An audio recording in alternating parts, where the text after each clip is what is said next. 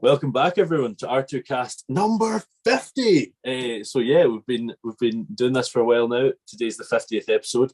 Two massive guests on today, which I'll introduce you in two wee seconds. But I just want to quickly have a little chat about the fact that we're on the 50th episode, what this is, how it began, all this sort of stuff. Back in July 2020, which is insane, back when COVID was very much the word of the world and everything. I started interviewing random people in farming and writing a wee story about them and bored the tits off of everyone that followed me. And then come December time, I'd done 26 and I was conscious that it just wasn't as fun as it could be. So started doing a podcast in January 2021. And ever since then, we've had some fantastic guests, 49 up until today. Adam Henson, Cammy Wilson, Martin Kennedy, the Funky Farmer. I've interviewed the Hoof GP, some friends, some people that have started out in farming. We've had it. So thank you to everyone that's listened. Thank you to everyone that's shared. Thank you to everyone that's commented. Thank you to everyone that's sort of done all of that stuff.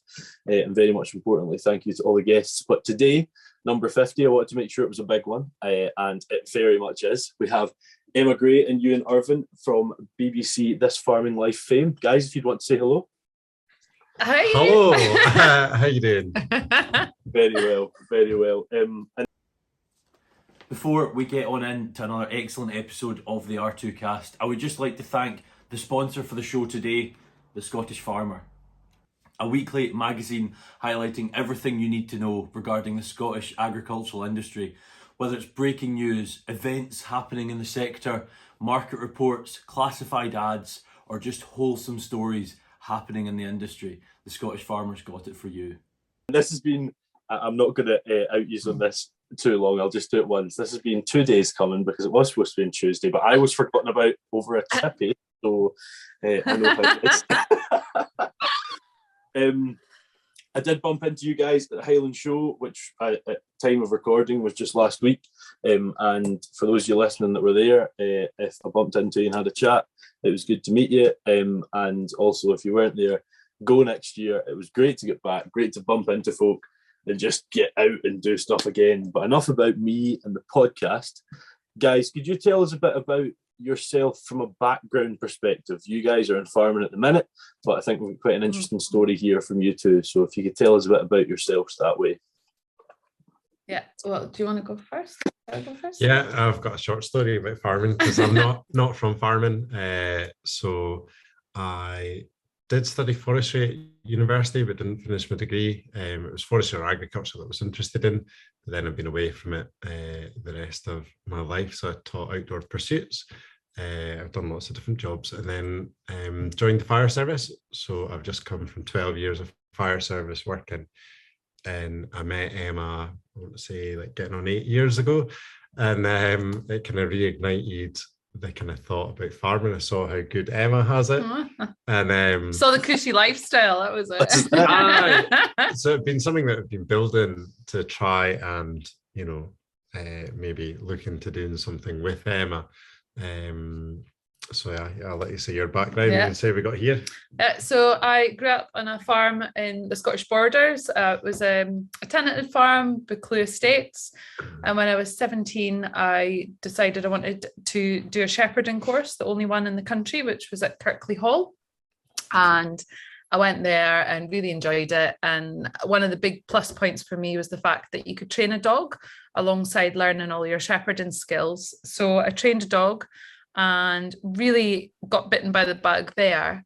And I actually sold that dog and it paid for my travel around New Zealand. And I did some agricultural work in New Zealand, not on a sheep farm. I did a dairy farm and a pig farm.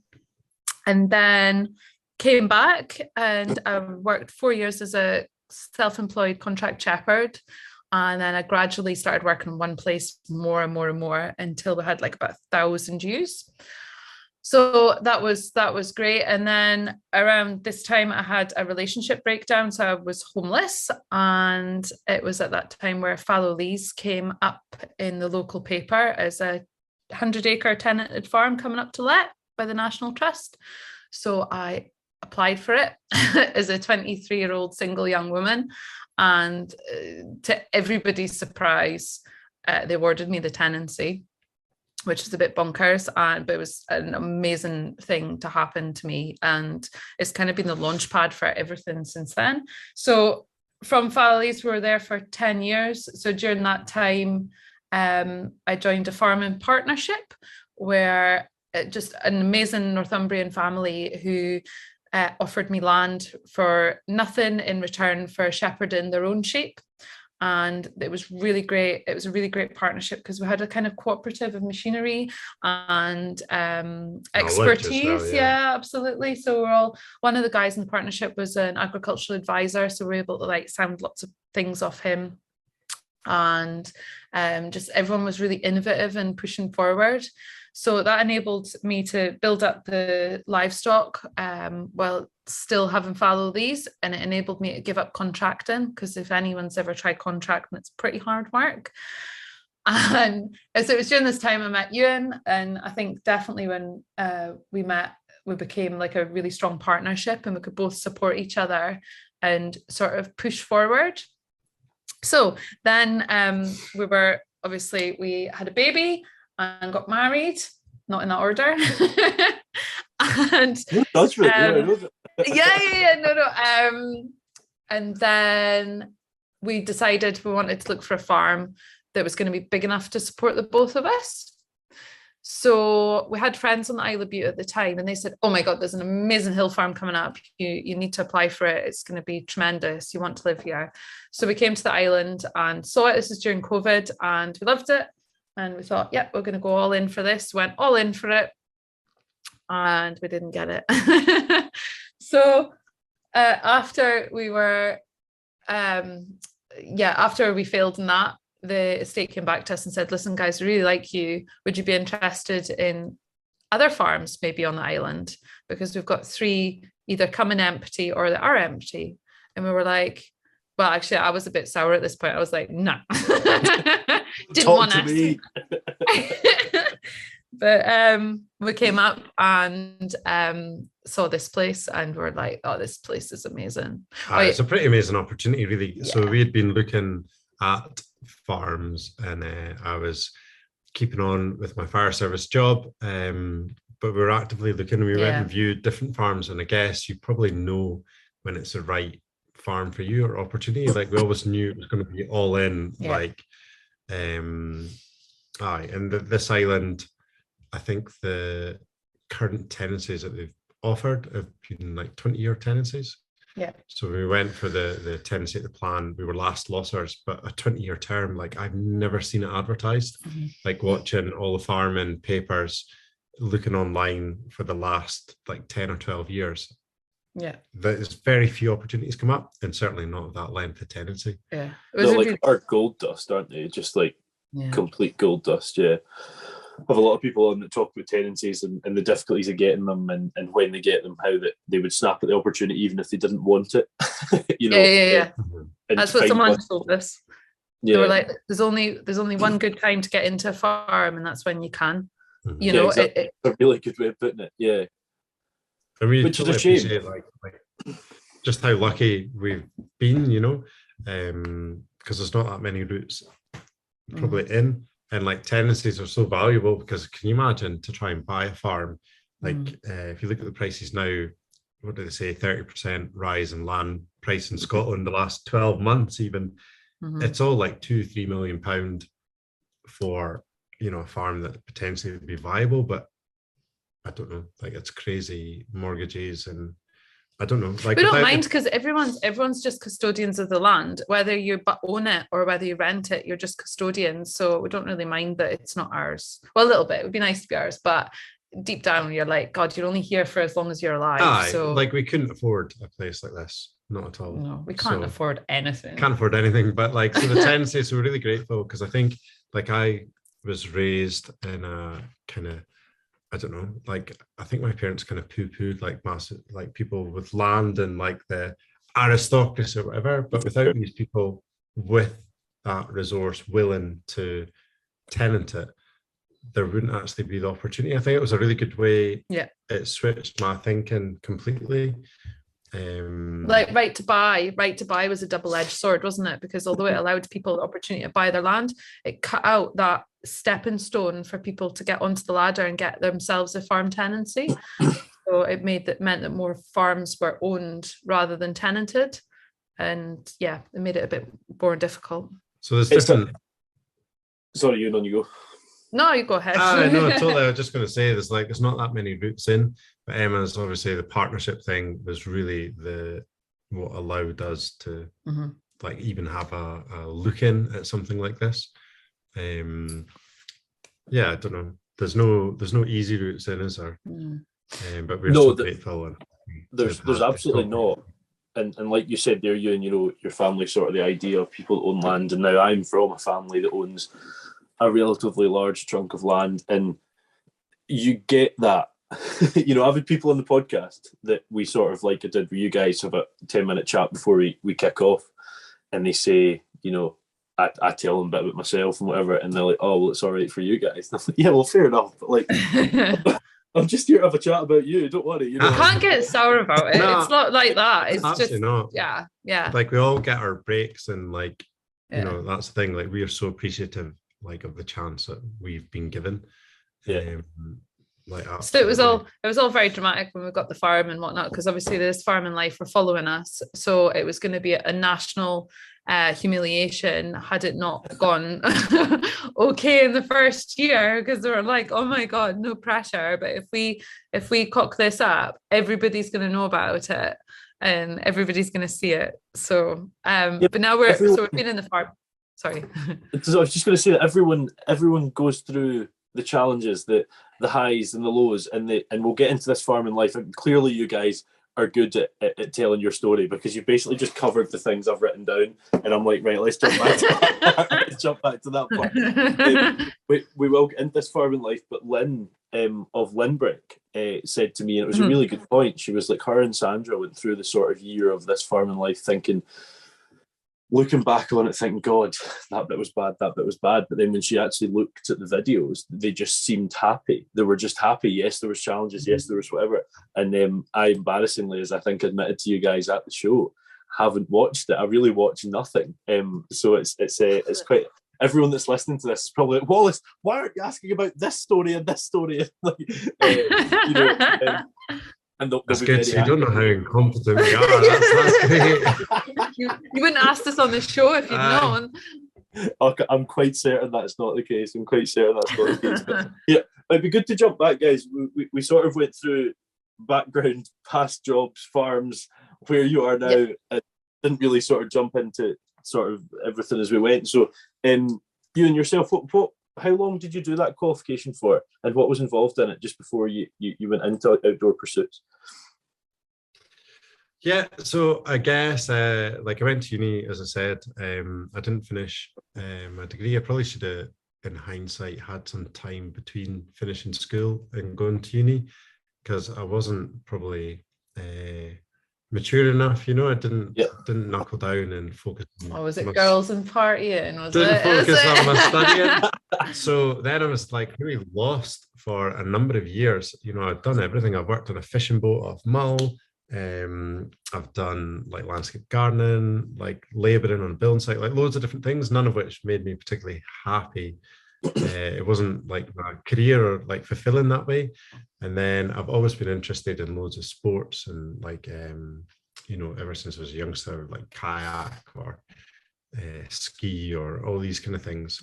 And the opportunity came up to basically go on I don't know, people have maybe heard of PGL. They do like kids adventure companies, massive in the market, and they will take on people with no qualifications, and you can go and basically gain your qualifications as you work with them.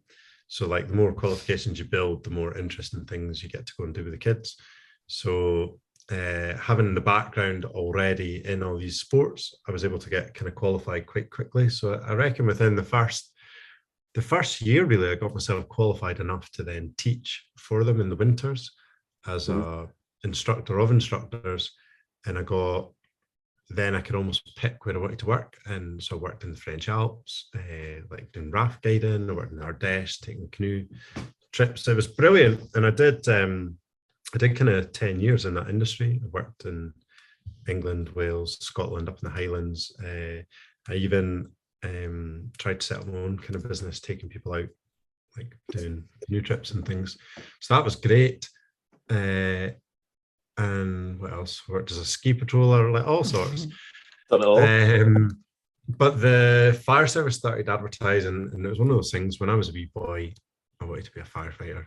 You know, that was one of the kind of careers that it's like, I don't know, like I think that's not uncommon. And I saw Lothian Borders Fire and Rescue was advertising. I was working on a barge at the time doing outdoor pursuits. Applied for it. I think there was, they always say this, maybe there was like 12,000 or more people applied for 12 jobs.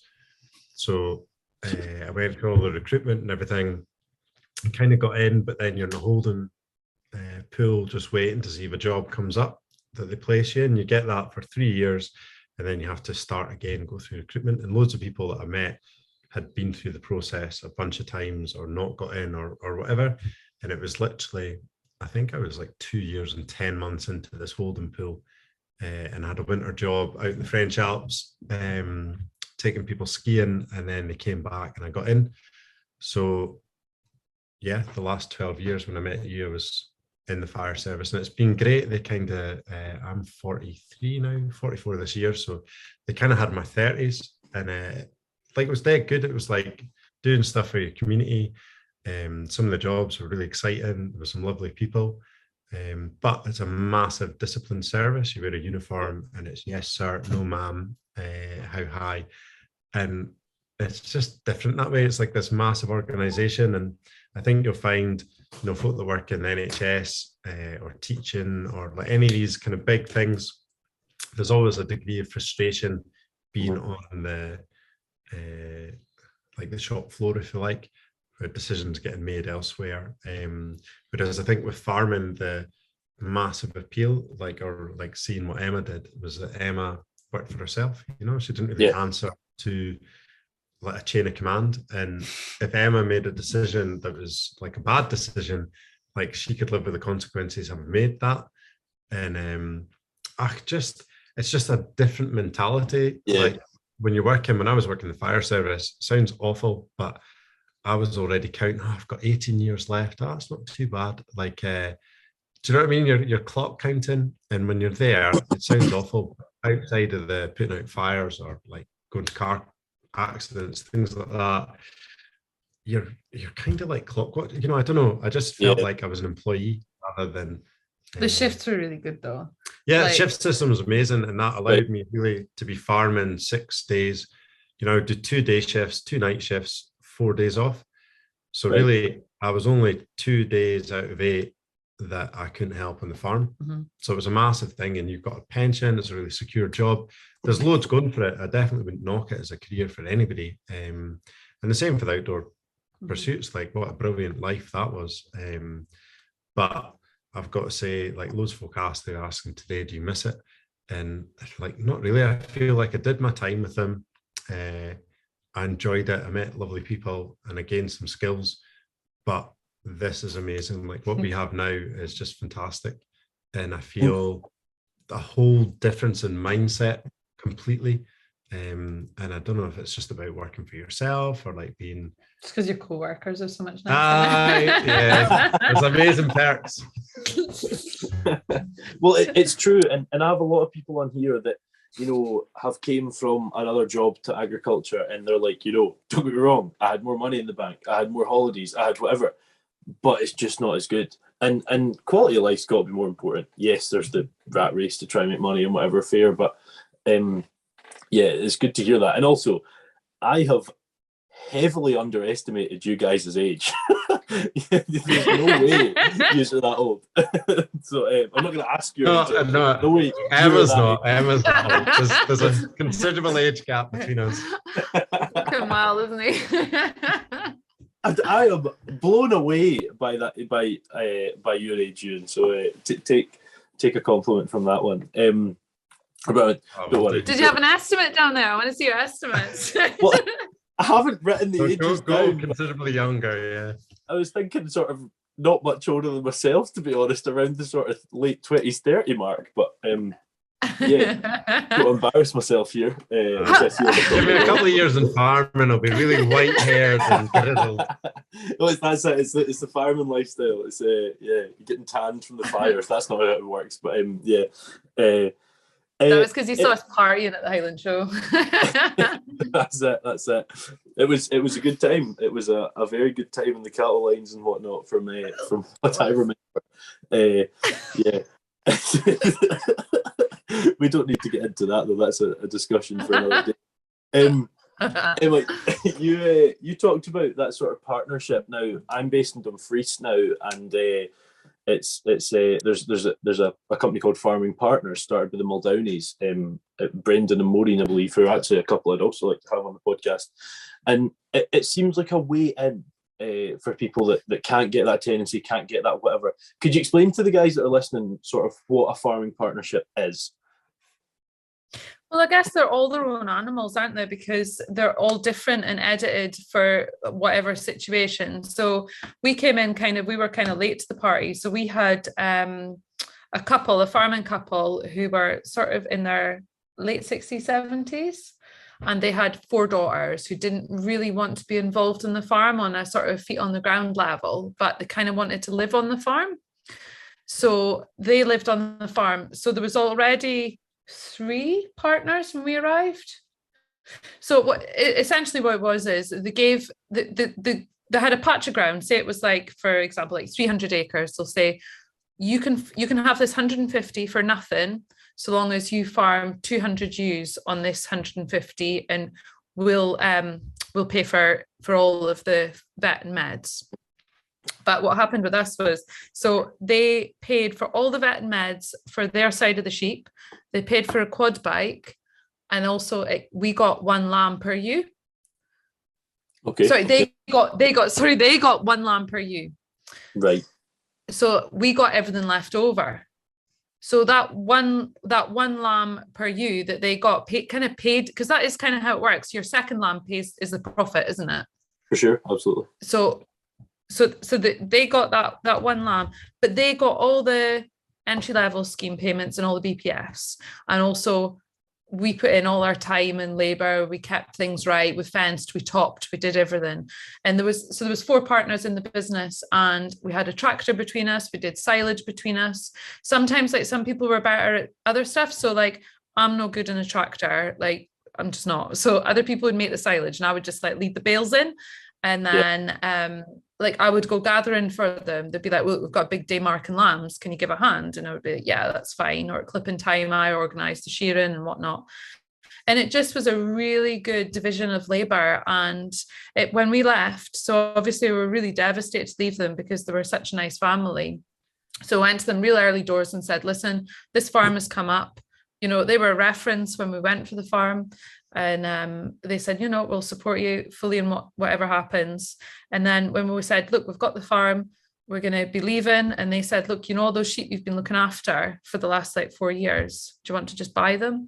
So we bought them off them. They gave us a snacker. They were just like unbelievable. They were so lovely. They were just and so again, amazing. Like I kind of, you know, I was raised like, you know, I had a different thought of like, oh, there's people with like all the money and all the assets that are able to like, that's who you're competing against when you go for farms. Yeah. But actually, like my eyes have been totally open now that you've actually got these philanthropists. I'm terrible at saying things like that. But like without them, you know, we wouldn't be where we are. And it's like, yeah, I don't know. It's the same as coming out of the fire service. It's a total change of mindset and actually realizing, do you know what, there's like, they were fundamental because it meant that we could build up our stock to a level where we didn't have to just go and outlay for 600 ewes. You know, we already had a baseline of 200 ewes, and then we bought his further 200, and he gave us a really good deal on them. And then there happened to be a farm dispersal around the same time in Northumberland, so we bought the ewes from there. So we were pretty well stocked, but we wouldn't have managed it without them. No, absolutely not. And I mean, it's a shame because they didn't actually fill our gaps. When we left, they just kind of expanded all the other partners' acreage which was a shame because I thought, oh, there's a gap there. But then equally, they didn't want to open themselves up to, they'd been done over in the past by partners that had taken advantage of them, because there's a huge amount of trust involved. So you need to make sure that the person that has been picked is right. And I think they were really, they sought me out. They were like, listen, we think you'd be really good with us. Would you be interested? And I think that's important if you get the right person. And I think in agriculture, you can't put a foot wrong. You've always got to go above and beyond, because if you don't, it kind of finds you out later on. Whereas I think you're like, everything's word of mouth, so you need to be good all the time.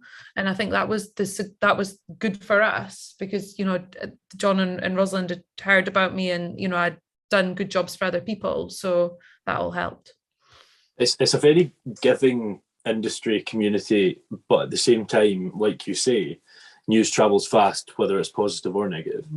You hear stories about people. I hear stories about people in the industry that I don't even know, and I'm like, if I know it, the people near them, So you're right, and you've got to sort of watch your back's not right, because it's not that type of industry. But you've got to make sure that you're doing correct, as you say, which is, and you guys obviously have. You're obviously doing that. You went out to New Zealand, Emma. How long were you there for? And was that an experience you would tell others to do? Yeah, well, I think I was quite young when I went to New Zealand, because I think I just had my 18th birthday, so I was quite young. 4 years ago, Probably is it? It was like 3 years. Yeah. So it was a good experience. I enjoyed it. I grew up a lot when I was out there. I was a bit homesick, but it was really opened my eyes. So obviously there was like a big milk run where everybody was putting in these huge parlours when I was across there. So I worked on a sort of 600 cow rotary, 50 rotary herd. So that was great. And then I worked on a massive pig farm, probably one of the biggest pig farms. I had about 40,000 sows, which was great, because the crack was great, because there was loads of people, there was so many people there that had their own cafe, and it was really good for socialising. Wouldn't say I learned anything about sheep or cows, which is obviously our foundations here now. But yeah, I would recommend. Like, New Zealand's just a kind of home from home. Yeah, it's just like Scotland. Was like traveling and being a single? Oh, it was a terrible travel. Awful. Well, I think I had a few. Because you didn't go out with a group of you. No. I had a few scares, like a few things I look back on, and I'm just like, oh my god, like. Oh really? Yeah, just horrible. First of all, on the flight, oh no, the flight was awful. So went to fly. I'd never been on a plane before. I'd never even done like a baby flight or anything. It was my very first time on a plane. And this guy like hit on me, so it had stopped over in Dubai, and this like Dubai guy like hit on me, and he was like really full on, like grabbing me and stuff on the plane. So and he was like, when we land in Dubai, I'm going to take you for my wife and stuff. And it was like horrendous. But anyway, there was some Scottish girls behind me who reported him to the airline, and they did something about it. So they kind of told him off and got him told off, and then upgraded me to first class. So that was all right. But it was just, I don't know, it was the very first experience kind of away from home, and it was like quite frightening. And I wouldn't recommend probably an 18-year-old girl traveling by herself, and maybe it wasn't the wisest thing. Did you have work like lined up? No. So I just went to the pig farm and said, like, are you looking for anyone? And I lied about all my qualifications and my visa. So they gave me a job. And then while I was at the pig farm, I was staying in a pub, and then I asked if there was any other work going, and there was a dairy farm, so that was fine. Well, so, it's just taking a different turn.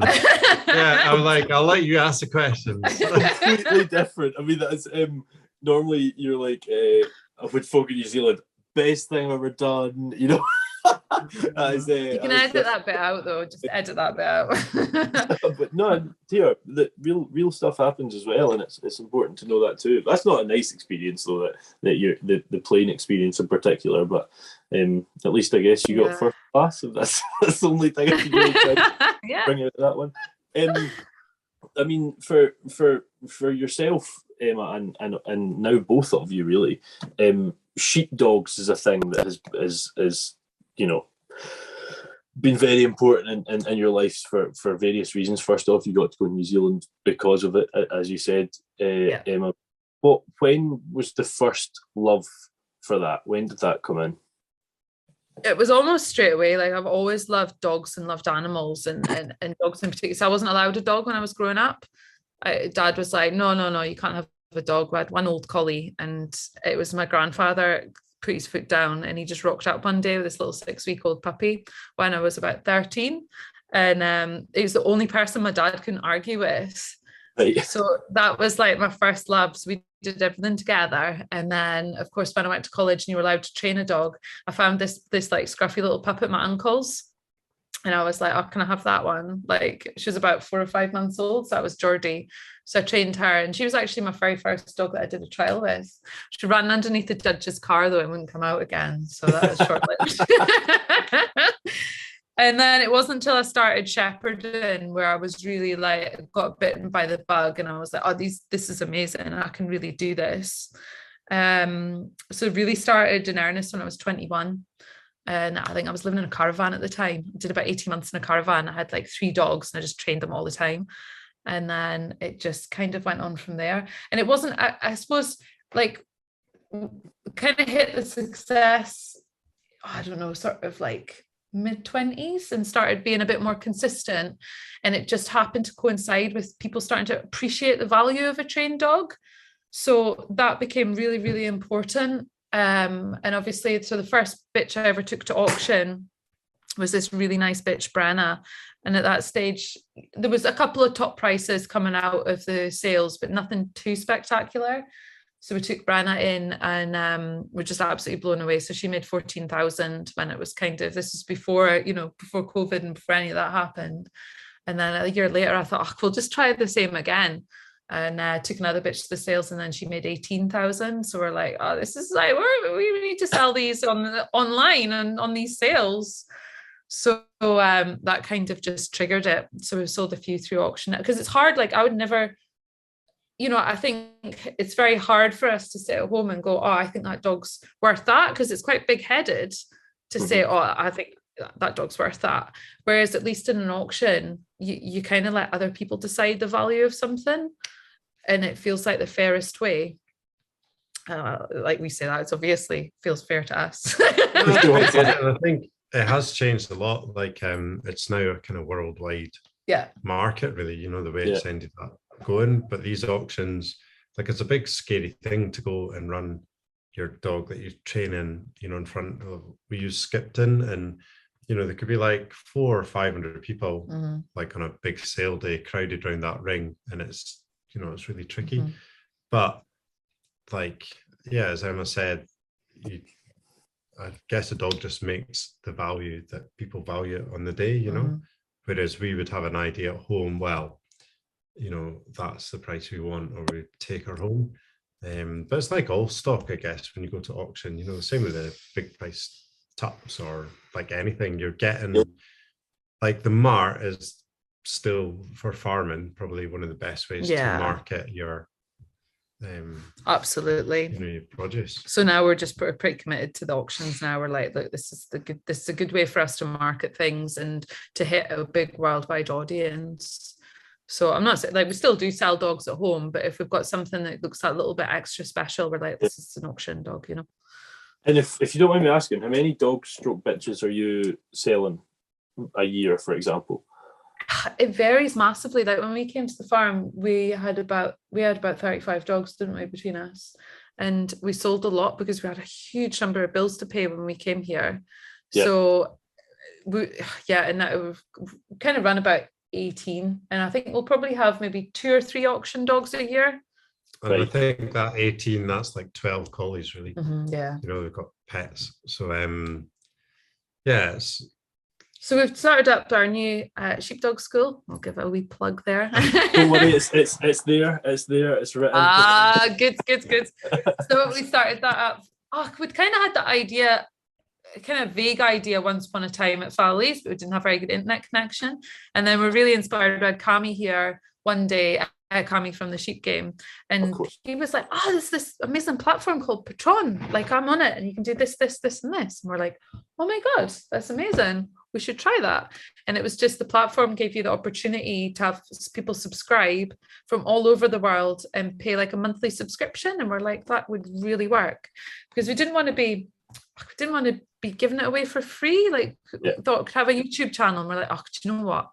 I feel like over the last like 20 years, I've learned enough that I didn't want to just be like handed out for nothing.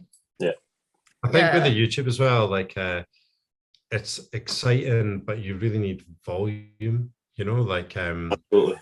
you're gonna like make an income from YouTube, like having 500 subscribers in, you know, like an hour watched or 2 hours a week. You know, you're not gonna make any money out of that. No. So Patreon was a way that when we set this up, we were like, oh, if we could get 100 people interested in signing up, that would be worth doing. That's like, I mean, they take a cut of it, but you know, you can work out it's like £1,000 a month, but that's every month. It's a regular income. So farming obviously is very seasonal, and you've got these big, like right now would normally be, you'd be most into your overdraft waiting to get the first lambs away.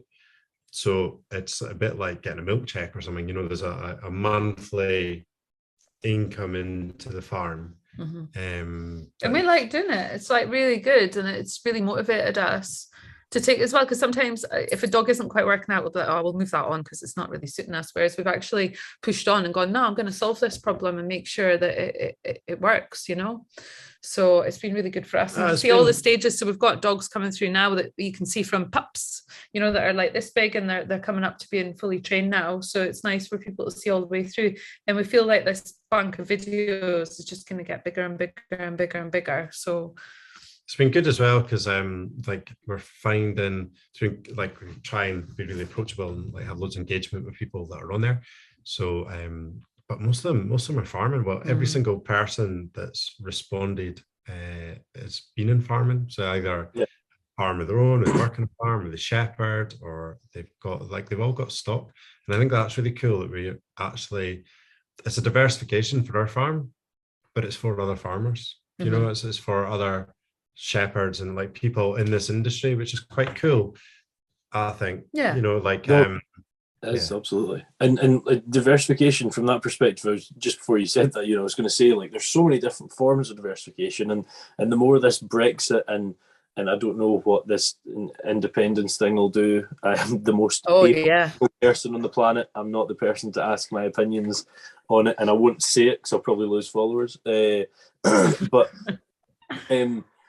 with all these challenges and facing farming, and we're pretty subsidy dependent for the most part, diversification is one of those main things, and it's really cool to see the different ones that are out there. I mean, you know, hospitality, retail, all that sort of things were all the first ones, and sort of like, you know, that sort of thing was what first came in, shops, that sort of thing. And then now, you know, that YouTube and Instagram and all that sort of thing. But yours is quite niche, you know, and I always like to see like a sort of different one.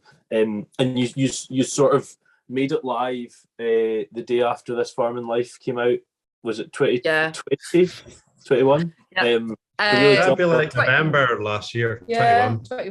Yeah. So we've been going like 7 months or something. Yeah, we've been holding off for that as well, like hit it with on the last episode. It was supposed to, like, it was our understanding that Farming Life was going to go out across the UK, but it hasn't actually. It's only gone out in Scotland. So it's still really to go out in like England and Wales, which it's a bigger audience. Like, I think the viewing figures normally, it's about 2 million people watch the show. But obviously just within Scotland, you know, if there's 20,000, like, I don't know we're 10% of the population, aren't we? So it's not got the same reach, but it did make sense to launch it because, I guess by doing the show, it's one of those things that does give you, like exposure, you know? Yeah, absolutely. So like it shows warts and all. So like it's a double-edged sword, you know, you get stick from it, and it's like, well, you put yourself out there. But for us, it's been mostly like really positive, and actually there's, you know, good things have come out of it. But yeah, the Sheepdog School, like, as a diversification, like, it's something we're really like proud about, and we've just found out we've been made the shortlist for Farmers Weekly Diversification of the Year, which is really exciting as well, because that's like, you get to go to London and like, you know, see the other people. I know, but they're, we're up against someone who makes vodka from sheep's milk. I mean, I know who I'd pick. I'll be honest, as a big vodka drinker, I don't know how much that appeals. Is that just like an instant White Russian? I don't know what's happening. Know. If it's £75 a bottle, so I'm like, I was so jealous. I was like, you judges are totally going to get a bottle away with them to try, so I'll have to ask them. I think it's made from the whey, which is like obviously but that's like cheese.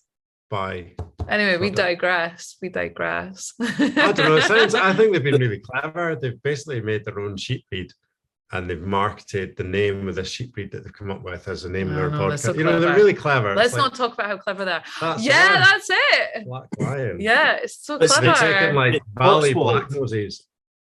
Oh, what have they done? They've taken a Valley Black Nose and crossed it with a milk sheep and created Black Lion, and then they market the vodka as that. It's brilliant. Like, I love seeing, people that are doing different things. Like, it's a buzz, isn't it? Like, we just wish they'd done it the year before. Yeah. But that's it. You're right. There's there's the usual things that folks say. Oh, if you've got an old bar, you could convert and do self-catering, or could you do pods or campsite or eggs, farm shop. There's different things, and I think you've got to find what's right for you. And you're right, what we do is so niche, but then that platform means we don't need to have millions of people. We can actually cater to what's it, like 160,000 farms in the UK. I don't know what percentage of that will be like sheep farms, and then what percentage of them will run dogs. You know what I mean? But it doesn't need to be like huge numbers, but it's really rewarding. And I guess like farmers are brilliant at doing everything, like learning how to do things. You're a plumber, you're like a fencer, you're an agronomist, you're like everything. You have to learn how to do it, don't you? Oh, absolutely. We've had to learn really like how to film stuff and how to edit it, Ewan has put it out there, that kind of thing. And it's like, I don't know, it's like exciting. It's good. And are you guys seeing, so you launched in November, and now some things go viral on Facebook. I mean, I think you and I were talking about this last week, Emma. Facebook, for the most part, snail definitely should have. What's that? Your snail definitely should have gone viral. It was but like that sounds rude. Hang on. No, this wee snail comes up to the bug and just knocks it off its leaf. I just didn't want to say, but it's actually a bee, but it's fine. It's a bee. Oh, I forgot. I'd had a few gins by that point. Well, we had, but it's funny you bring this up. Charlotte Ashley Farms, who's massive on TikTok. Emma Gray, Ewan Irvine, and myself. I felt like a bloody rug on the floor of Buckingham Palace. But anyway, we were sitting chatting about social media and stuff, and I was like, I've got to show you this video. So if you follow R2 or Rudolph Kitchen on TikTok, go check it out. It should have went so much better. It's this bee it's a slow-mo, and it just sort of walks up the leaf, and it's got "This is Sparta" put over it, and it knocks this little wee guy off the leaf, and it's amazing. It's got like 8 views. Some things go viral, some things don't. But the reason I was saying that was, I mean, in November, whatever day it was that you put that up, I saw nothing on Facebook and Instagram apart from the Sheepdog School. It was all I saw. Yeah, exactly. And the politest possible way, I didn't follow either of you. Good. So obviously, exactly, that's what you want to hear. But is that still steadily rising, or have you reached a sort of, you've got your sort of clients, or how's that going? I suppose we're kind of plateau. I mean, people dip in and out of it as well. It's not a constant thing. They go in and they can have access to all the videos and then just drop out again. And then when they have another problem with their dog, they can sign up. We're not, there's no sort of minimum subscription. People can just dip in and out whenever suits. But we're doing I think our subscription level is somewhere between 650 and 700, which is, it's really, really good. And we're hoping as things tick along, that's a nice constant number. Aye. Would you like to hit 1,000? Because that seems like a nice round number. We hadn't really pushed it or advertised it or promoted it, I don't think. It's been quite organic. and we've got quite good retention. So people, I think we had like, you know, could have been 250 people joined that first month, which was amazing. It totally blew us away. But I think we still got like 212 of them on board, you know, so it's like, that's really good. Mm-hmm. And I think the next step really is to try and like grow it, I guess. As Emma said, like that 1,000 people a month, I think that's achievable numbers. And actually, when you start to look at the farm income, that is a massive, like, you know, you're talking about subsidies. No one knows what's happening in the future. Could we farm without subsidy? There was a thing at the Highland Show, there was a scare about foot and mouth.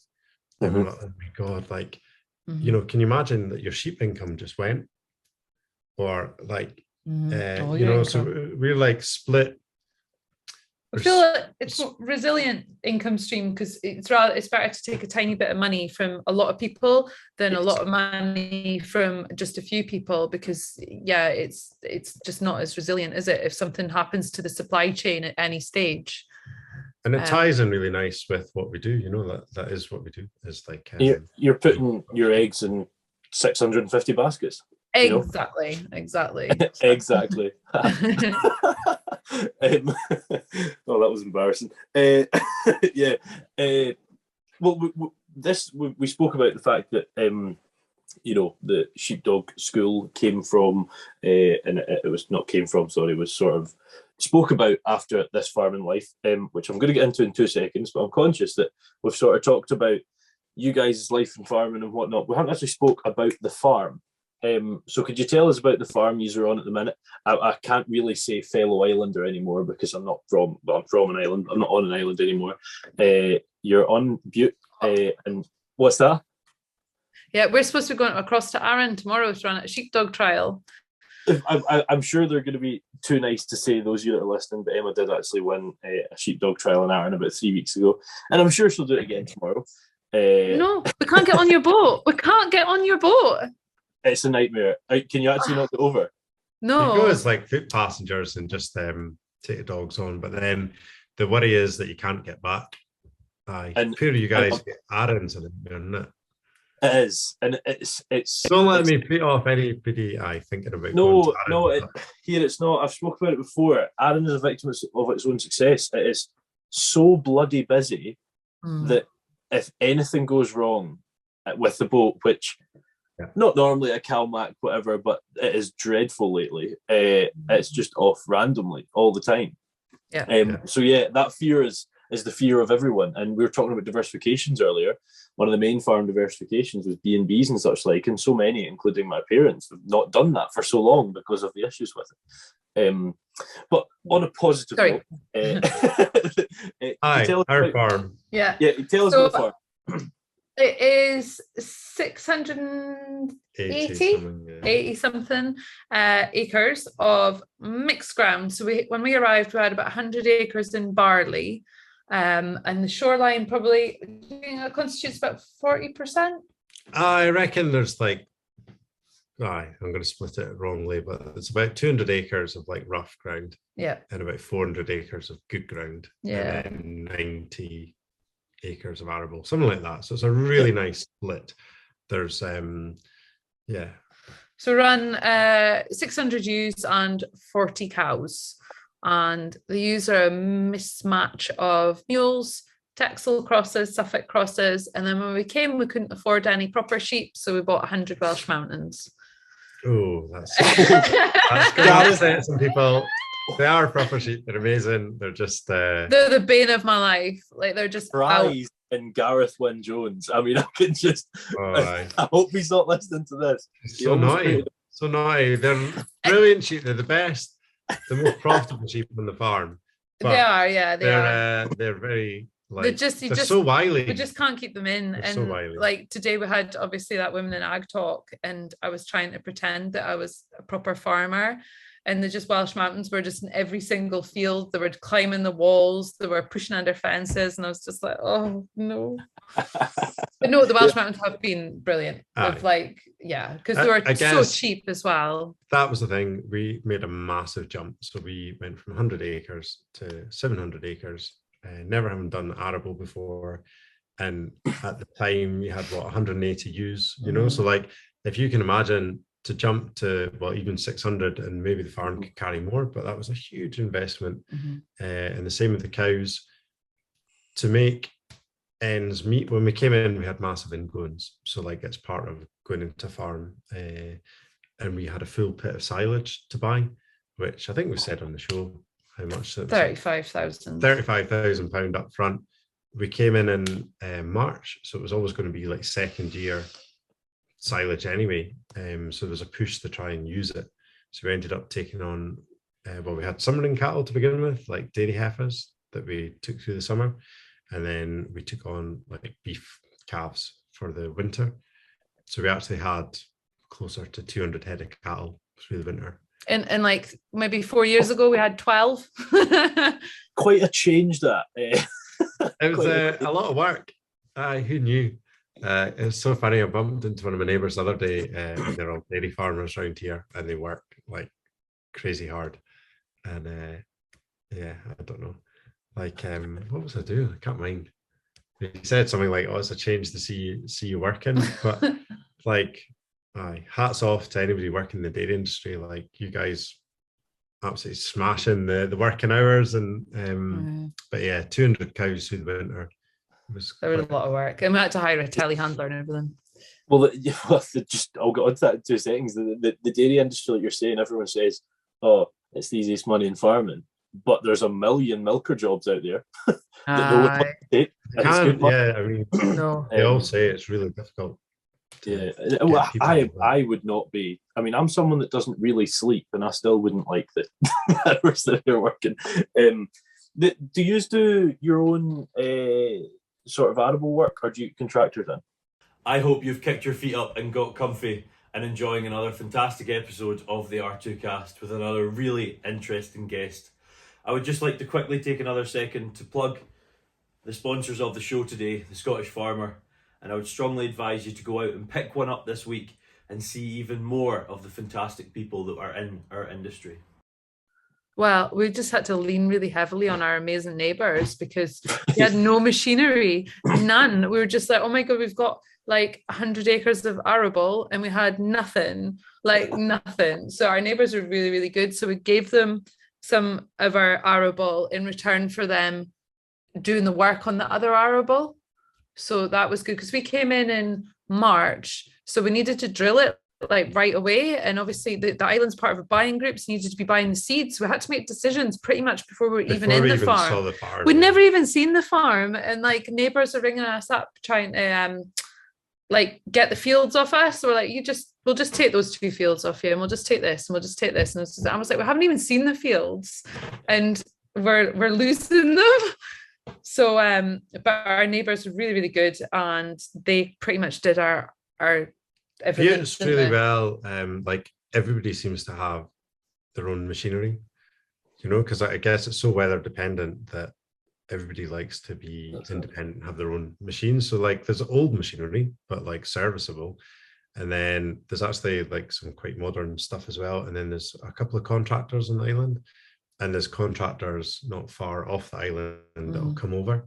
So really, I think if you look at like the investment in money and capital that would be tied up in machinery and how useless we are at operating it, it absolutely makes sense to pay someone else to do it. I think that's the most cost-effective way for 90 acres of arable is always going to be to pay someone else.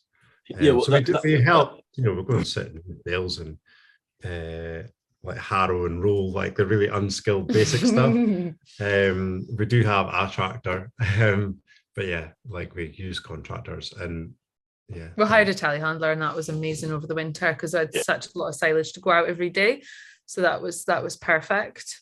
But other than that, we're dog and stick people fundamentally. So do you think the sort of the shearing, why do you saying shearing? Sheepdog.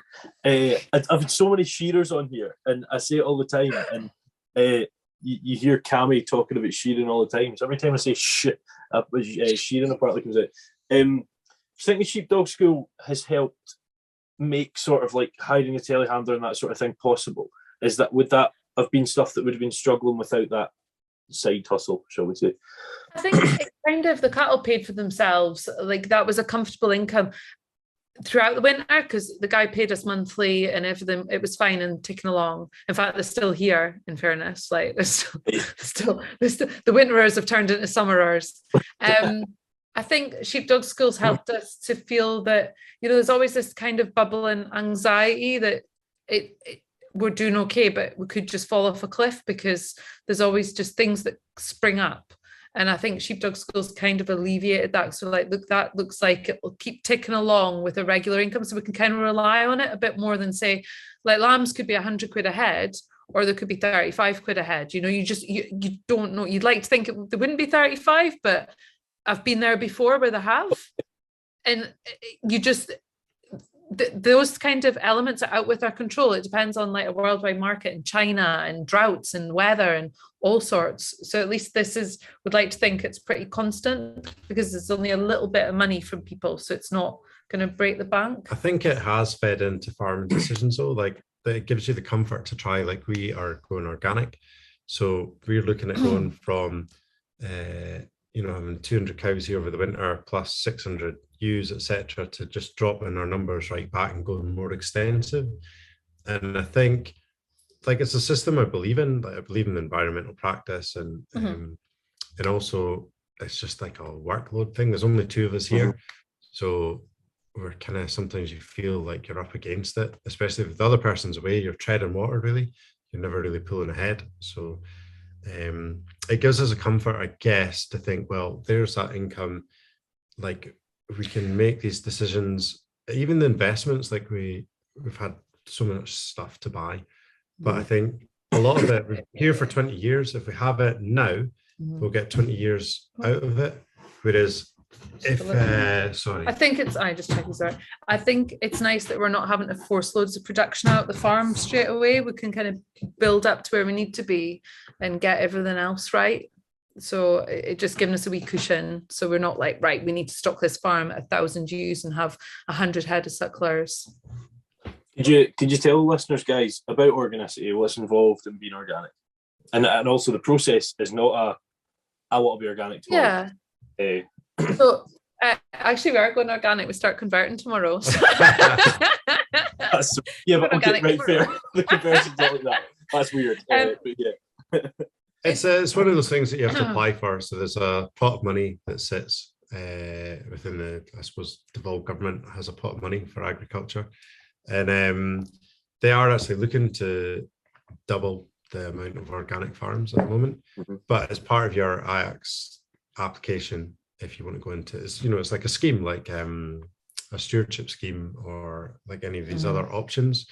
So if you decide to apply, you have to put together like a plan, if you like a bid, if you like, that gets looked at, because there could be, if everybody wanted to go organic tomorrow, there's still just the one pot of money, so they don't accept everybody, if that makes sense. Yeah, so you do that application, and then if you get in, you have other things to submit, like more inspections, conversion plans, more inspections, etc. But basically, it takes 2 years of converting. So we have to farm from tomorrow organically for 2 years before we'd ever be able to sell anything as organic. But there is a level of subsidy to support you making that change, because as of tomorrow, we can't use fertilizer, nitrogen, sprays. Double withdrawal periods on all your drugs and medicines. And you have to like prove like a need, so it's not, you're no longer blanket treating things. It's quite like targeted. You need the vets involved a lot more. And I don't know, there's a lot of paperwork, I suppose, involved in other extra standards, if you like. But we just felt it was better for us to be extensive. And I think the input prices, the way they've gone, like fertilizers tripled. So it's one of those things that you're looking to kind of reduce your input costs, aren't you? When everybody's tightening and budgets are tightening, that's the one thing that we can control. We don't know how much we're going to get for our stock, but we know we can try and get away from buying in lots of feed or fertilizer or all the inputs and going organic. It just kind of means that really. Like and I think I've always sort of looked at organics as, like you're saying, things are not cheap at all at the minute. Now, I know for the most part agricultural commodities are high as well, but they're not as inflated as your diesel, as your fertilizer, as your whatever. And you'll be fecal egg counting to make sure you're not just launching anthelmintics in for the crack, and all that sort of thing. So yes, there's assistance for doing it, but I also think there's a lot of cost cutting if you can do it correctly. So yeah, it's the way to go if you're able to sort of look at those figures and whatnot. You mentioned earlier it's just the two of you. There is one other, maybe not quite fully employed yet, but does the wee man sort of like the farm?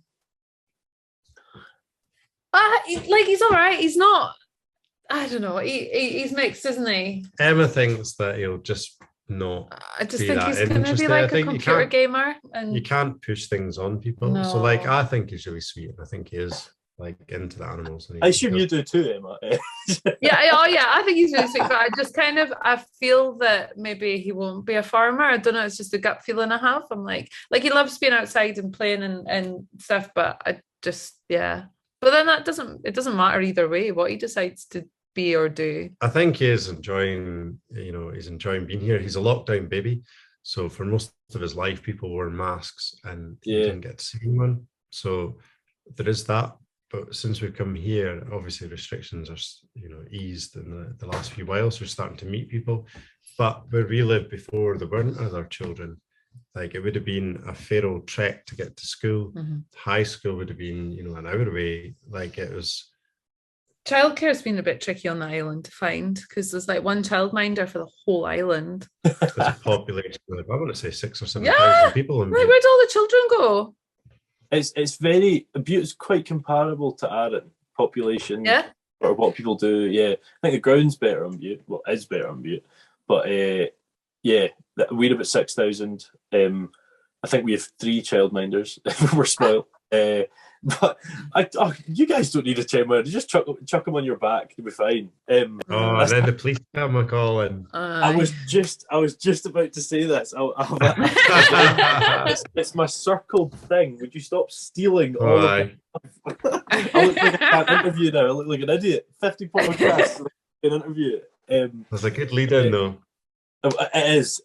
But I think just before we jump into that, we've touched upon this farming life. Everyone that's listening is listening because you're on this farming life. Now, I do a wee bit of research. I have seen you've been on a few things aside this farming life. You've been on Flock Stars, I think, something to do with Alan Titchmarsh. You've got 2 books. So there's quite a lot of media. You managed to hide away from some of that. Is that by design? I'm just Emma's the star. I'm the just star. I don't know what the entourage. Yeah. No, you're the star and he's right now. I always joke about there's this horrible word that they say for girls that go chasing after farmers. I'm not even going to say it, but I'm not. I'm just gorgeous farmer. I want to be with you. That's my route in. So I am basically a fan. A lot of the stuff I did before I've even met you and Flock Stars were just started going out, hadn't we? And you and I actually looked after the farm while I was away on Flock Stars. It was the start of our dating. The very first date was putting the tups out. Yeah. It's been farming. And then you had to lamb them, didn't you?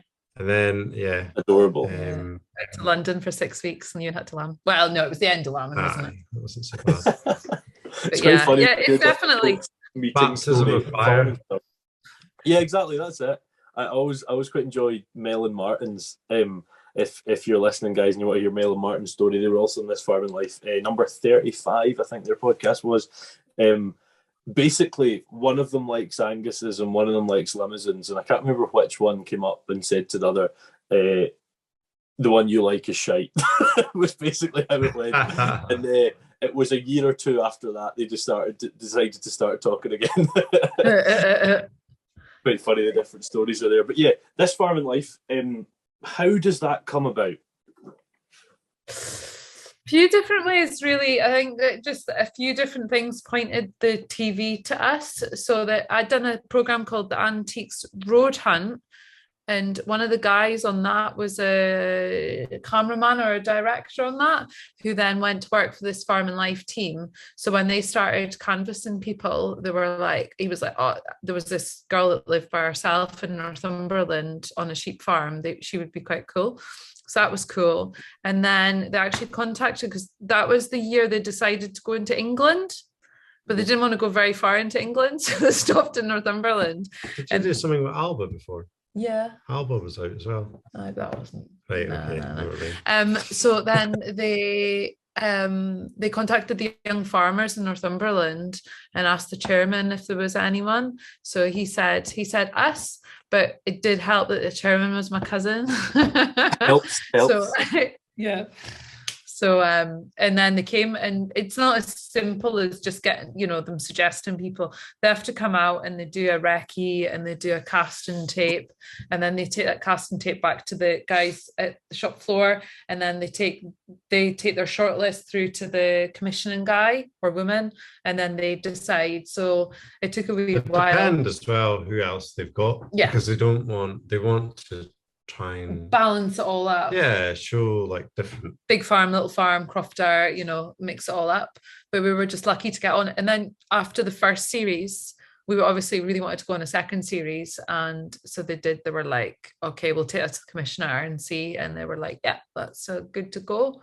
So, but they'll only let you do 2 series, which is a shame, because we enjoyed having them. I know it's been smashing. And I guess maybe we'll come on to it, but there's like upsides, positives and negatives, but for us, like largely it's been like an amazing experience. The camera crew that we had in the first series was they were partners, and they were just brilliant crack. They were so good and so funny, like we count them as friends, and I think the various families that have ever done that show have always kind of pointed like, actually the film crew are like brilliant. They're really like, of course things take longer when there's people filming you, and you do feel a bit silly when somebody's like pointing a camera at you. One year I was really late sorting the culls out, and like for the wagon, and I was like flying around trying to shed off all these cull ewes, and the camera crew were there filming it all, and Kate had this big long boom with the microphone on the end. I was like, guys, you're gonna have to help me push these up,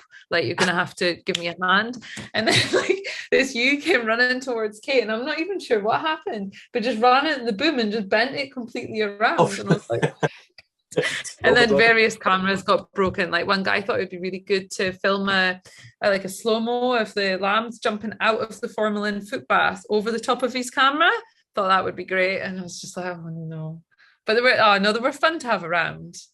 It's funny when you say about things that is slower when they're filming. I've said a couple of times, by the way, not talking about on the telly filming here, when COVID happened, I'm a lecturer obviously, and students couldn't get on the farm to learn practical stuff, so I was like, right, I'll go home to farm and I'll film everything I possibly can. I think I did 37 videos in 3 months about farming, so students could see something. And I said to my dad, I was like, look, I am working for SRUC, I am not just your sort of dog's body around the farm. I'll help you as much as I can, but I have to film it. He did not get that for some time. Well, it's just like 10 times how much it should, and obviously they'd be big booms, big cameras, everything. How long did they film for? It'd be like, I think we were at Fallies, they'd be there sort of 1 or 2 days a week, a fortnight, wouldn't it? It like the filming was like 10 or 11 months long of a period that they filmed for.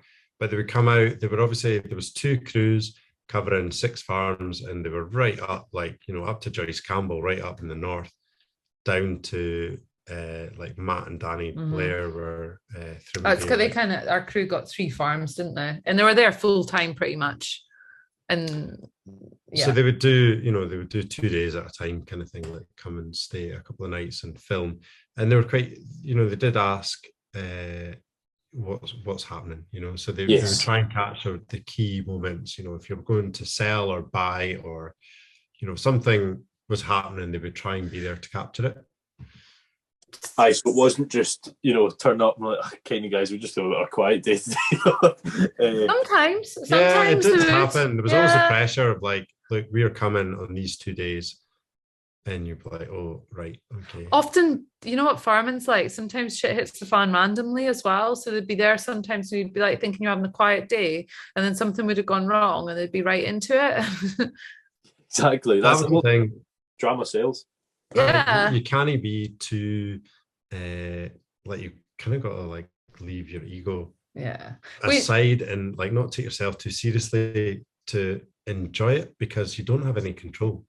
Like they will show what they show. We watch it the same as anybody in the house. We've no idea what they're going to show. Like obviously we know what they were there filming.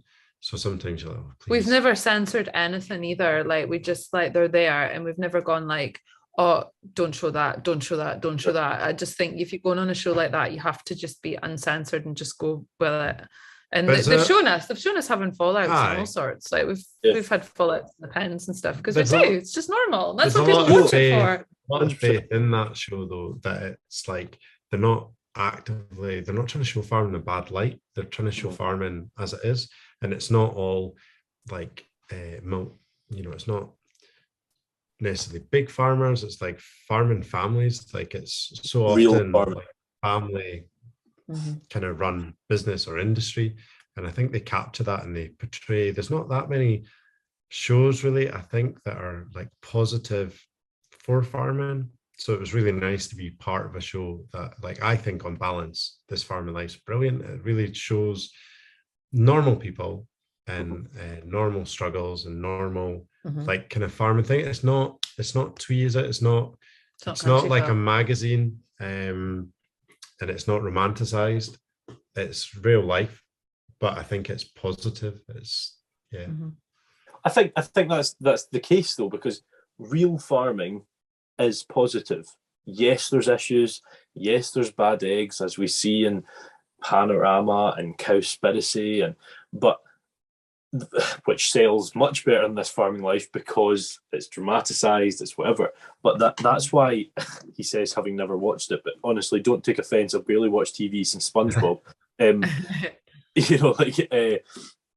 Everyone that talks about it's like, I mean, like I came in at 7:30, I had my dinner, turned it on, and it was just like I was watching what was happening out there, because it's real, it's not hidden, it's not falsified, which I think is really important to show. Again, having said not watched it, but and I think the more people I have on, Stephen Mitchell, Mel and Martin, Lynn, yourselves, I should really actually watch this because it sounds good. When you were laid up with COVID, you should have had it on repeat. Well, I know that. Honestly, I could barely watch anything. I was that bad laid up with COVID. It wasn't just a wee cold last week, that's for sure. Yeah, for those of you listening, have followed me for a while. I had COVID at Christmas, and genuinely, like, I had a headache for about 3.5 minutes, and then last week I was fairly knocked out. You probably notice my voice is slightly different. That is because I've got a wee cut in my throat, which I didn't know was possible.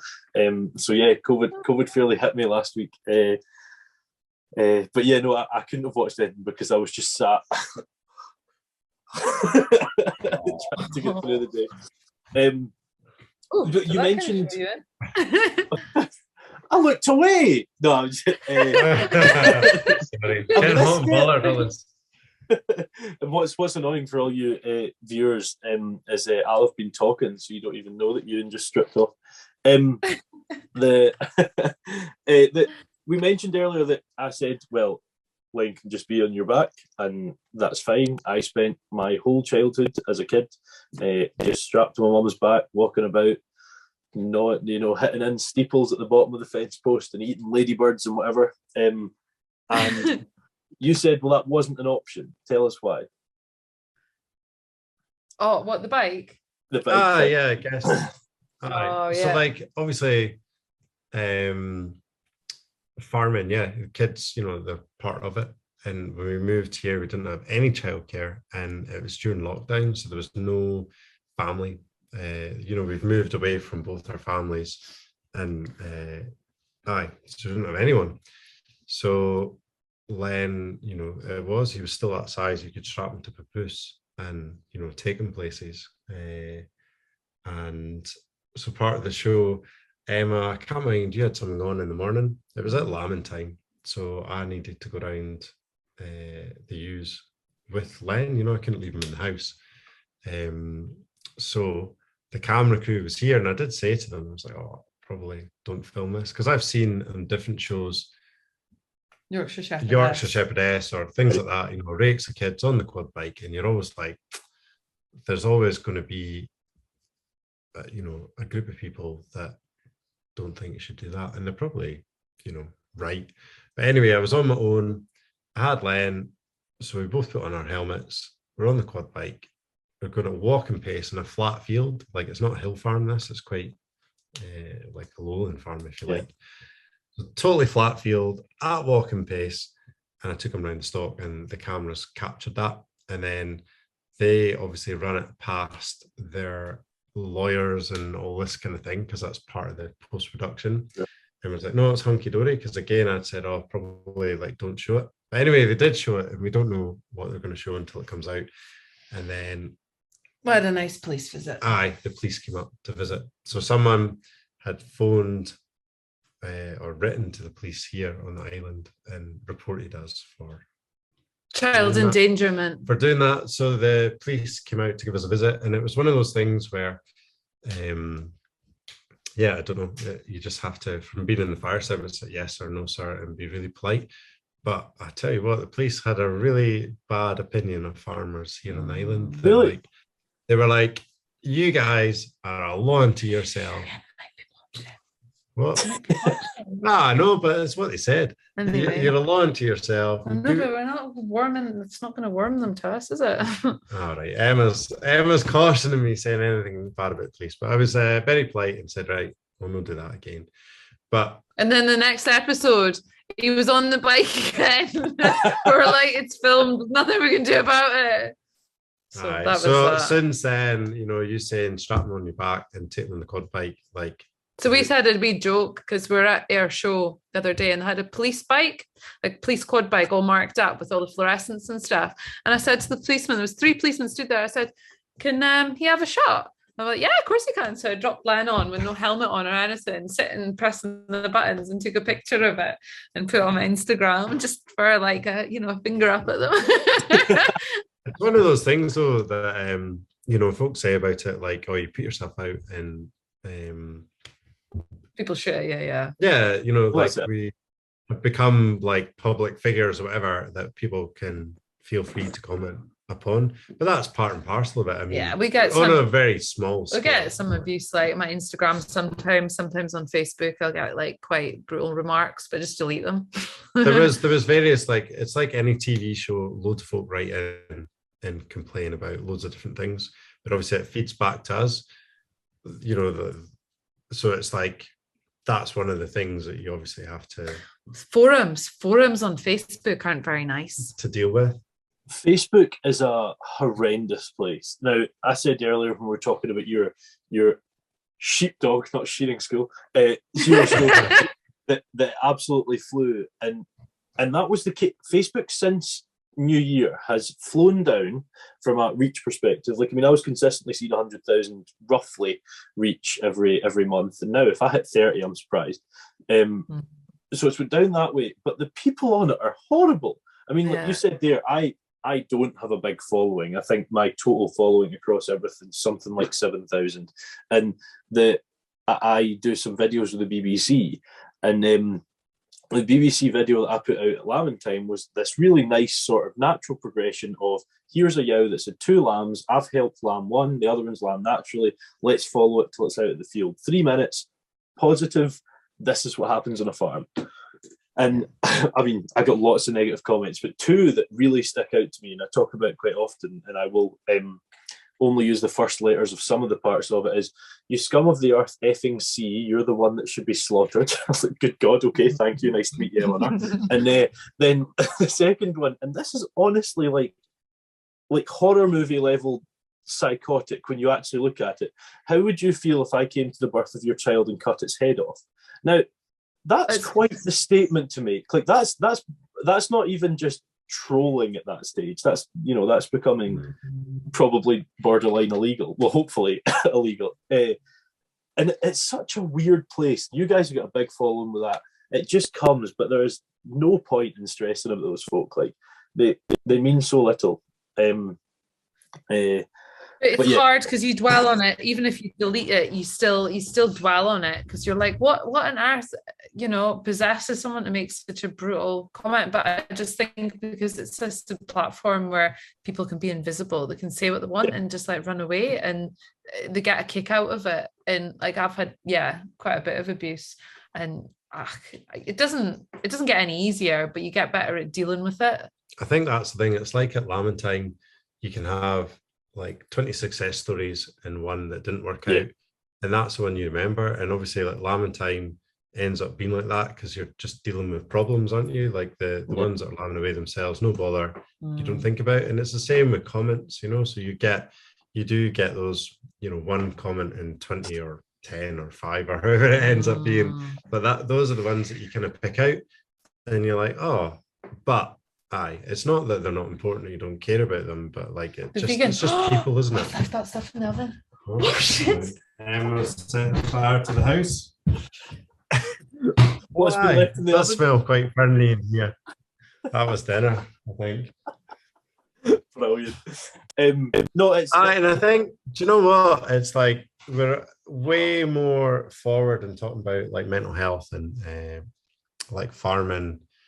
I don't know. There's definitely a conversation to be had, but I think like particularly like Emma as a woman gets like an extra level of abuse. She's bringing through a burnt dinner. Is it looking tasty? Really tasty. Oh, look at that! Is that black pudding? Oh, I feel so bad. I feel so bad. No, don't worry. Yes, sorry, Emma. As a woman. You were saying, yeah. I think like I've said this to you before. So Emma sold the dog at auction. Oh yeah. And a lot of people can't get their heads around that, So like for us, it's a success story. It's like if you went out and sold your prize bull and made like top price at the mark, or like your tough or whatever, you'd be proud of it. It's like it's your stock, it's your name, it's like what you've worked to achieve. But the amount of abuse you got. Oh, the like forums. There was forums of people like all just like with headlines of what a bitch and what a cow and the heartless and people started sending me actual written like handwritten letters. Like handwritten letters, no name or that. Just it was horrible. Good God. But what was like one of my proudest moments ended up being kind of like overtaken by all these negative comments. Like, I mean, I would guess when they said "what a bitch," you could take that as a compliment because it was a good No, I don't know if people just don't like other folk to have success, or if they have a problem with that success. Like with selling sheepdogs, there's probably that sort of back connotations to puppy farming and whatnot. Absolutely. all these sort of things, and there's always going to be people that hate what you're doing, and especially when we're in this world that exploits animals, and it's just one of the things that's there, and it's one of the things that we unfortunately have to deal with. And the way I've found to deal with it is sorry, I don't know if it's the smoke from your oven. I know how can you smell it? It is, it's quite choking. Really advanced stuff on the R2Kast. We've got smell of it. Sorry. Whether a glass of water. Thank you, a glass of water, because I know you can know why. Here we go. Thank you very much, appreciate that. Cool transition that was. Although I was, however, drinking elderflower and crabapple hot jelly, so it was slightly different. Nice. I don't know if I have that in the That sounds like a Highland show by that one. It wasn't. It was on my Northern Irish tour, and even more importantly, this, which I'm sure you guys have a lot of. Aye. Whin jelly. I've got. Oh, wait, you maybe know it as gorse. Gorse. Yeah. I was very excited to see that, and I haven't opened it because my parents are coming at the weekend. We get to try it. Very farmery excitement.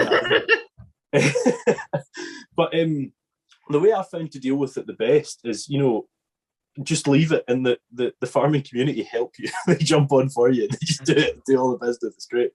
Just hashtag Gareth Wyn Jones, and then away he goes. Away he will go. And as we spoke on the podcast I had him with, R2Kast 40, if you want to check it out, he is not scared to say what he thinks.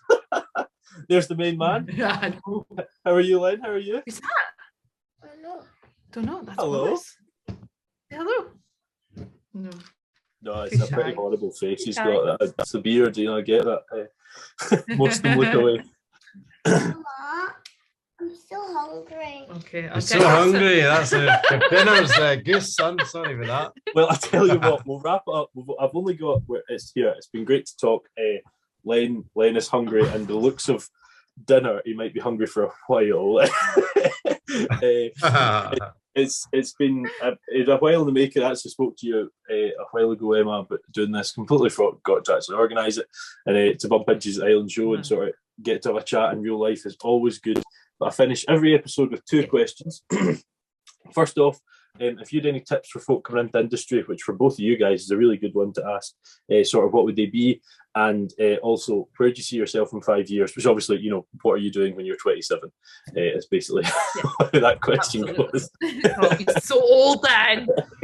God. Drop my pension. Yes. Tips for getting in. Just put in the graft, I guess. Put in the graft so that people can see you're good, because people in agriculture reward hard work so well, and I think if you're prepared to put in the hours, you will get rewarded, even if you need to do something for free or it doesn't feel like you're getting there. But also always strive for a bit more, like I think at any stage, I suppose we could have sat back and gone, this is good, we could just stay here. But I think if you just keep going and keep going and keep going. But that was what I would say. Do you have any? Yeah, no, that's a really good point. Marry one. Yeah, marry your man, yeah. I think that's a really good point, because that hard work, like opportunities, it's like those that work hard get luckier or whatever. I don't know quite the expression, but there's a lot of people, and you'll come across them yourselves, that you work with, that almost begrudge having to do anything. And like they have that sort of sense that they should get given whatever it is that they want, but they're not willing to put the graft in. And as Emma says, quite often when you're grafting away thinking you're not being recognized for it, it leads to other things, like and it's like there's a tipping point, isn't there, like in life, it's struggle, and when you get over that tipping point, it's like, oh right, it's not so difficult now. But like the majority of us are under that line, and you just got to work, haven't you? Yeah. And there's other opportunities. There's like, we talked about the share agreement, it's something we want to do in the future. Like we really want to do what, someone has given us the opportunity. So it's something that we would like to do in the future. So we're talking seriously about it, and like we're quite passionate about people being able to get into this industry. Like I come from out with, and you've had to work for it yourself. It's a shame there's not easier routes or more opportunities, but we would like ourselves to put our money where our mouth is, if you like, and create opportunity. So that kind of leads on to the 5-year plan, I guess. Is like in 5 years time we'd like to try and find someone who could have a piece, like the farm's a big farm, and have a piece of the farm in return for some labor. And I think we're just going to hopefully build Sheepdog School to 1,000 subscribers and win the international sheepdog trials. And then if we do all that, then that'll be fine. There's like a goal, I guess, like the previous tenants here run, a circular unit, and there was the 2 of them. And I think, there's 2 of us here, but I think this is such an amazing farm, an amazing resource that it could actually support like more people. Right. So I guess it's like trying to grow it to the level where actually there could be 4 or 5 of us working here. It's like it's exciting times, and there is, I don't know, like speaking to some people, they're all doom and gloom, but I'm like massively excited for the future. And like obviously we've been massively lucky, but I'm psyched. So I guess it's like in 5 years time, some of these things will hopefully come to fruition, because we're like minded to work towards them. I think that's a really powerful thing, is if there's you and you've got a goal and a focus and drive towards it, that's one thing. But see if there's 2 of you pulling for that, like it just seems to come quicker or be more achievable. But can you imagine if there was 3 of you or 4 of you? Do you know what I mean? It's a powerful thing like that. That positivity is really refreshing though, because like you say, there is some doom and gloom, and it's nice to see someone that's in a position that they're really happy with and can see a future with that. It's such a big thing and almost unattainable in some ways, but is owning a farm part of a long-term plan, or is that not something that really bothers you?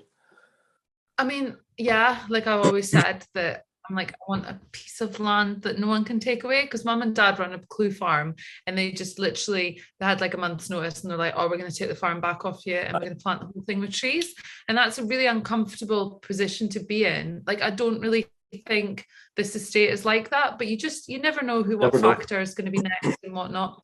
So eventually, but we'd need quite a lot of subscribers on Sheepdog School, I think. I think that's it. Like the goal of, a farm, like if you look at farms, they're £1 million plus. And if you look at what we could potentially borrow, if anybody would even give us any money, it's half of that, say. So it would be land, wouldn't it? And it's like probably going to be, but it's hard even because what you'd think, like you could be able to buy some hill ground or more marginal land, but the trees have put such a base on that. Maybe is there any nice farms on Arran coming up for sale? Do you know, the answer is, I don't know. And the reason for that is, if they do, much like everywhere, they're almost sold before they're for sale. Yeah. Do you know, like, that's what we're thinking.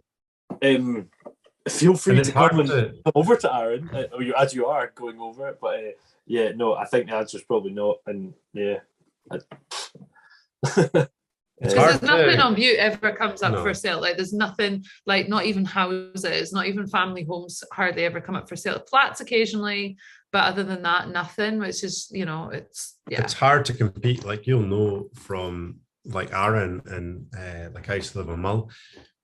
They are like destinations where people like to retire or run, like you said, guest houses, etc. So like of the housing stock, you've maybe got a third are islanders or locals, a third are holiday homes, or like businesses, and a third is like people retiring. It pushes up the price that you can't afford to compete. So I guess we always think, like, where could we buy it? It'd be somewhere like not attractive to the majority of people, and it probably won't have any accommodation, so it'll just be land. But then that's a factor as well, because you can't borrow, you're not getting 90% mortgage on land. I think you can get. That's it. Anyway, this is all boring rubbish stuff. Yes, the short answer is like, yes, we would love to own something because we don't have anything. No. How achievable it is, it's probably not 5 years. But 100% for sure. It's something that we are working towards. Yeah. No, good to hear. And for reference, yes, Aaron's similar.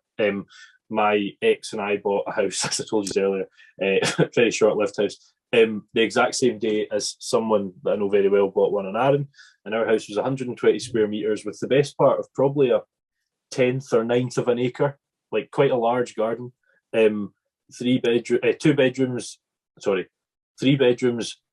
2 shower rooms, one was an ensuite bathroom, all this sort of thing, and it was the exact same price as a 1-bed small garden place on Arran. And it's just hard, it's impossible to buy because these second homes, all sort of jazz. But here, it's the way it is. It's been great to chat. I think we're currently sitting at the longest R2Kast yet, which is very fitting given it's the 50th. It has been a whirlwind. We have passed the water across a Zoom call. I was thinking we've got the same pen as well. I can pass you that across. That would be bloody skillful. We've had the oven on fire. We've had a lot of things going on. So it's been an interesting talk, and it's been good to have you on. So I hope you guys have enjoyed yourselves as well. Thank you for having us. No, it's really good. Like, it's a fair buzz, and that positivity, like, breeds positivity, doesn't it? So it's great to meet other people that are, psyched. Absolutely. It's been great. Thank you so much. No, not at all. And this will be coming out the 15th of July. So if you guys are wondering when it's coming out for you, it'll be the 15th of July. If you're listening, it'll be the 15th of July anyway. So that's pointless me saying that. For next week, it's really cool. This is 50. I have not done in the first 49 one person from an island. Today we have number 50, Emma and Ewan on Butte. And next week, number 51, we have, who I'm sure you guys might follow, Cool Farm Islay. Sophie and Andrew. Sophie didn't want to come on camera, but they are the main malting barley producers for Brew Claddock whiskey. So that's next week. Thank you all for coming along and listening. Thank you guys for coming on. There's Len to say goodbye. See you for R2Kast number 51. Thank you so much. Thank you so much. Bye-bye. Bye. Bye. Well, that's it. Another R2Kast finished.